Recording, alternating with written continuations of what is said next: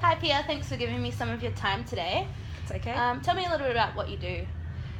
So basically, a bit of what I do as a physio is people come in, obviously with injuries or things that are just not right with their body, and I guess it's up to me to do some assessments, find out what's hurting, what's not, how they're moving, and to basically determine what's going on, what's wrong, and help try and fix it. How do you go about determining what's going on with people? How do you communicate or understand exactly what's happening? Usually what I'll do is go through, I guess, in a way, a series of questions where I'll find out exactly what they've been doing, what happened, if they've had any previous injuries, things like that. So I guess I rely on them to tell me a lot of information of their background. And then from there, I'll do a bit of assessment. So, for example, if it's a shoulder, and I'll do a certain assessment, and I'll make sure they tell me if it's sore or not, things like that. Do a bit of palpation, tell me if they feel anything sore or not. So, what I do relies a lot on them telling me the truth and them actually telling me what they can feel or can't feel. Yeah. So I guess that's how I go about determining what's going on. Oh, yeah. Awesome. Yep. All right. So what do you find is like the hardest part of getting people to kind of tell you the truth? Because I would assume that people would just automatically tell you what's happening so they could get the result. Because from my experience, going to a physio, you want to be as honest as possible. But sounds like you might have a bit of trouble with that. Yeah, I guess sometimes people either they can't communicate what's going on, or they'll only focus on one thing, like I played rugby and I did a shoulder tackle. But the more you sort of probe into their history of what they used to play when they were younger, or if they play tennis or things like that, and then sometimes you'll get out of them, oh yeah, that's right, I dislocated my shoulder 2 years ago. So it's more about, yes, you find out what they've done recently to cause it, but then also find out if there's been previous injuries, which I find is probably the hardest one, because a lot of people forget to tell me that they've had a pre-existing injury.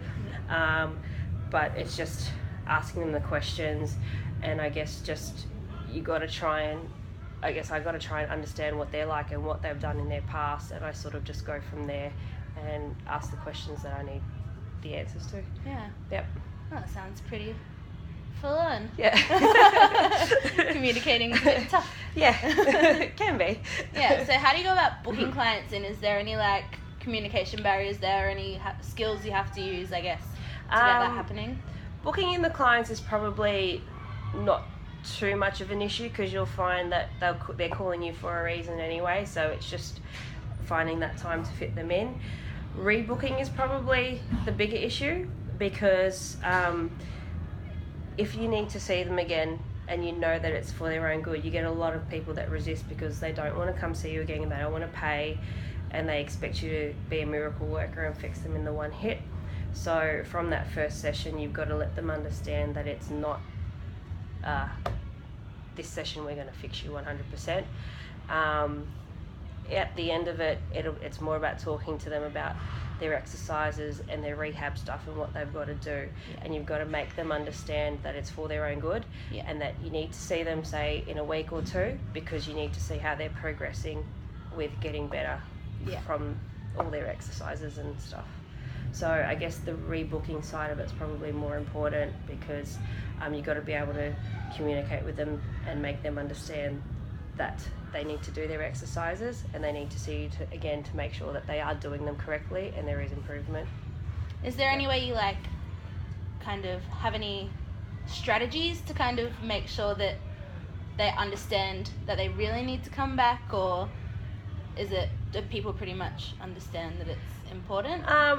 Majority of the people usually understand. Some people, I guess you've got to gauge how they are as a person. So, if it's someone that plays a team sport, you've got to basically put it into their context and be like, look, if you're not going to do this, you're going to be out for the next 5 weeks. Yeah. Because they really want to get back soon. So if they're not going to listen to you and take your advice, then it's about making them understand you're going to be out for another 5-6 weeks if you don't do this.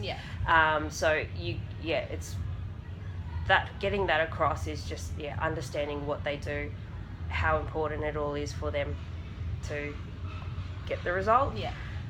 Usually the ones that are understand it are the easier ones to convince, but the ones that probably, like say, don't play team sport or that and don't really care too much, they're probably the harder ones to try and convince. Cool. How do you go about communicating with colleagues, or do you ever have any ways of communicating with other people or getting referrals within your group of it's usually obviously having colleagues is good because you bounce ideas off each other. So for example, if you're unsure as to, all the testing you're doing is not giving you an exact result, and we don't remember everything, so you sort of rely on your other colleagues to help give you a bit of advice as to, okay, well, have you checked this, have you done this? So working together as a team is a big thing when you're working in a clinic. And as far as referrals goes on, it's always good to have that network, say with a doctor or things like that, because obviously you'll want to refer your clients onto them. And I find that the best way to do that is if you actually see that doctor. So if you've seen that doctor before, or there's a knee guy that you need to go see, just go meet them, have a chat with them, so then you start to build a bit of a relationship with them, so that you know that when you've got clients with those issues, you can refer them on. Oh, that's cool. Sounds like it's really